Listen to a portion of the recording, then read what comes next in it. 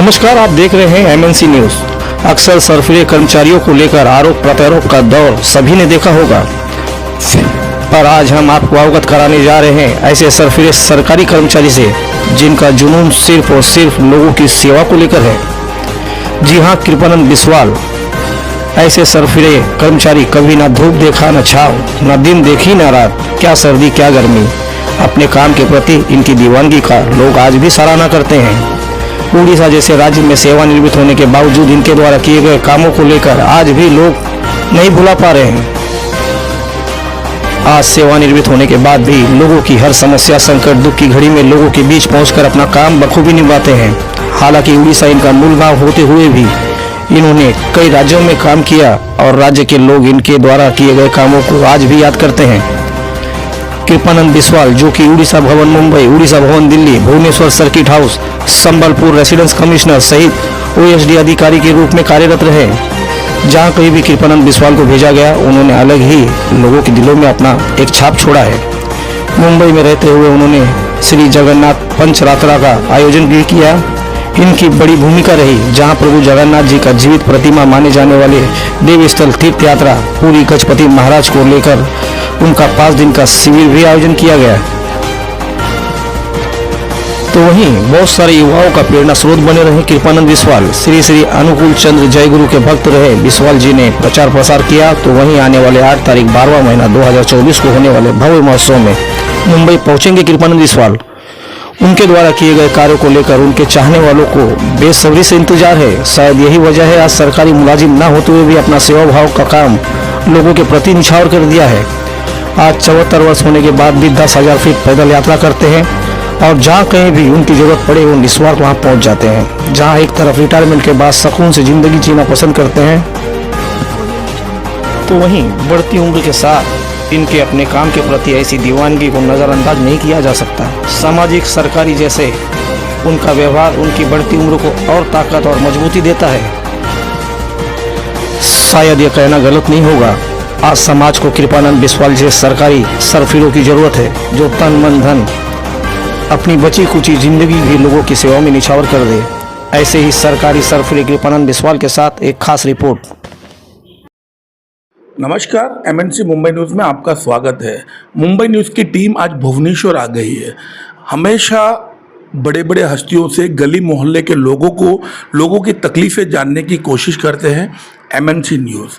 आप देख रहे हो, आज एक ऐसे अधिकारी के साथ हम बैठे हैं जो उड़ीसा गवर्नमेंट के साथ बड़े ओहदे पर काम पे थे। वो असिस्टेंट कमिश्नर रह चुके हैं, वो OSD after duty officer on special duty पे रह चुके हैं। उड़ीसा भवन में काफ़ी दिन मुंबई में उन्होंने सेवारत रहे, दिल्ली में भी उड़ीसा भवन में थे। सबसे बड़ी बात है कि वो सरकारी कर्मचारी होने के बाद भी आज भी वो लोगों की सेवा में लगे हुए हैं। माने कि काम सरकारी भी करते थे और उस बीच में उन्होंने जो संपर्क लोगों से बनाई, आज भी लोग उन्हें याद करते हैं। उनका नाम है के.एन. बिस्वाल जी। बिस्वाल जी, आपको हमारे न्यूज़ चैनल में स्वागत है। Thank you. आप करीबन बहुत साल सरकारी कामकाज में रहने के बाद रिटायरमेंट हुए। रिटायरमेंट होने के बाद आपने काफ़ी सारे लोगों के साथ आज भी जुड़े हुए हैं, क्या कारण है? सुनिए, मेरा रिटायरमेंट हुआ नहीं। मैं आपका साथ ये सहमत नहीं हूँ जे रिटायरमेंट किसी का नहीं होता है। गवर्नमेंट्स में जिसका रिटायर होता है गवर्नमेंट सर्विस में, उनको सिर्फ सैलरी में थोड़ा कमती हो जाता है, मगर एक्टिविटीज़ में कोई कमती नहीं होता है। मैं 1971 में मेरा पिताजी चला जाने के बाद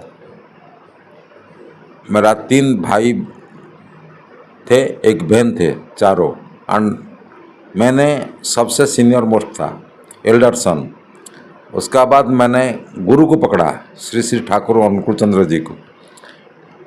गुरु का शिक्षा होता है जो खुद बनो और दूसरा को सेवा दो।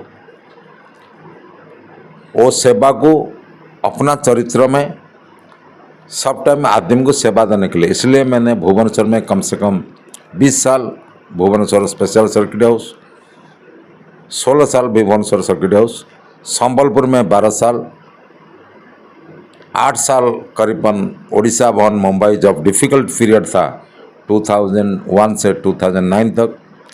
और आपने जैसा बताया मुंबई में जब ओडिशा भवन शुरुआत हुआ उसको फंक्शनल कराने के लिए सरकार मेरा पर विश्वास किया है और हमने 2009 में मुंबई में गया, 2010 में तत्कालीन मुख्यमंत्री उसको इनाग्रेशन किया। मुंबई का जितना उड़ीसा का जितना उड़िया आदमी है, जितना उड़िया का प्यारा आदमी है, सबका सहयोग लिया। श्री श्री ठाकुर अंकुरचंद्र जी का भी जितना कार्यक्रम उसको विस्तारित किया। 2000 श्री श्री लॉर्ड जगन्नाथ का पंचरात्र भी आप लोग का साथ में 2013-14 में गजपति का आशीर्वाद लेकर के उनका कृपा से मुलुंड ग्राउंड में एक बड़ा बना। आज जो खारघर मंदिर आप देख रहे हैं, श्री श्री जगन्नाथ मंदिर डॉक्टर भगवान पंडा का नेतृत्व में, उस समय भी सहयोग किया। और आपका स्कूल में भी जो साकेनाका का जो स्कूल है, जितना उड़िया संगठन है, सबका साथ मेरे को ये लाइफ में मिलने के लिए, सबको सेवा देने के लिए मिला। और उड़ीसा गवर्नमेंट भी मेरे को बहुत हेल्प किया है। और जितना मेहनत कर, मैं आपको टोकूंगा। दरअसल सरकारी नौकरी से हटने के बाद देखा जाता है सरकारी कर्मचारी को लोग भूल जाते हैं, लेकिन आपके साथ ये विपरीत हुआ है। आप जैसे सरकारी नौकरी को छोड़े, लोगों ने आपको छोड़ा नहीं, इसका क्या कारण है? सुनिए, आदमी का साथ आदमी को रहना चाहिए। जैसा जंगल में जानवर लोग इकट्ठे हो जाते हैं, आदमी को आप प्यार करो, उसको सेवा दो, उनका दुख सुख में साथ में खड़ा रहो।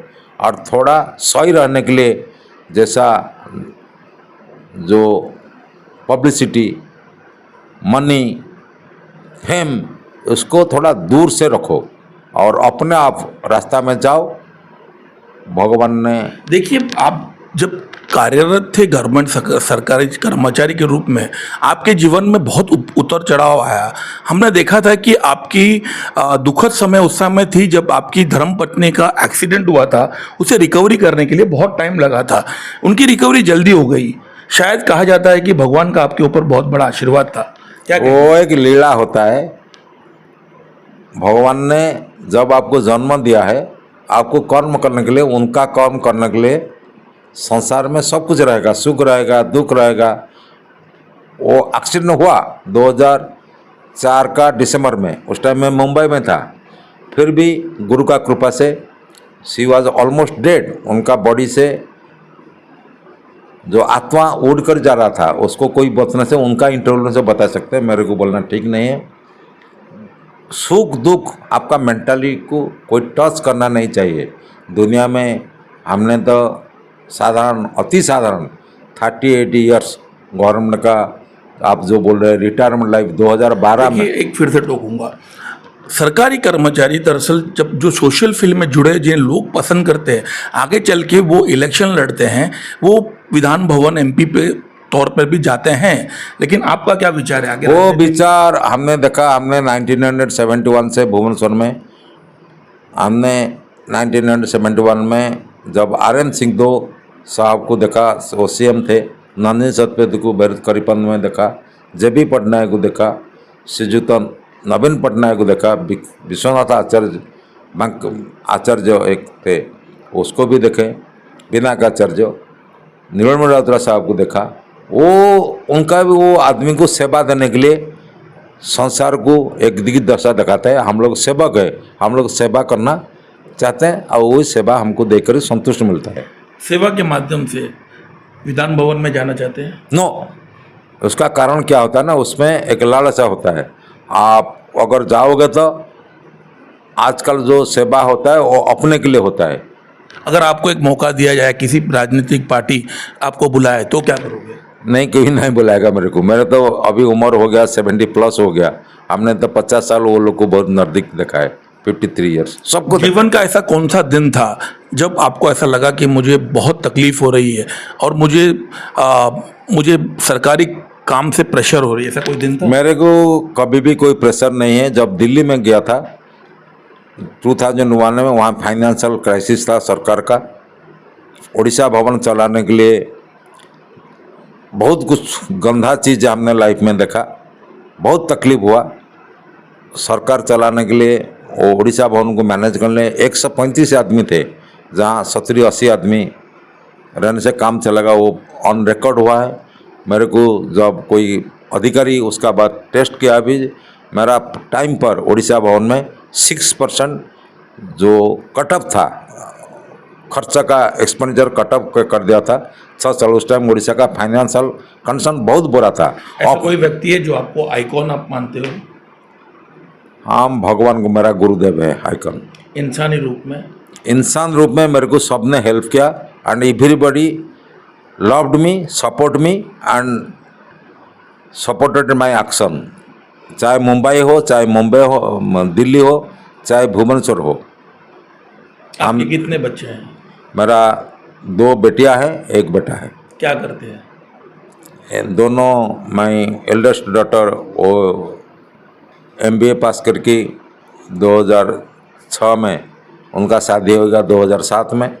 वो अभी अमेरिका में रहते हैं। मेरा बेटा भी 2010 में उनका BTech हो गया, वो इंफोसिस में काम करते हैं। अभी कनाडा चला है, अभी कनाडा में है। और 1 बेटिया, वो भी MBA है। She is now working in Aditya Birla Mumbai.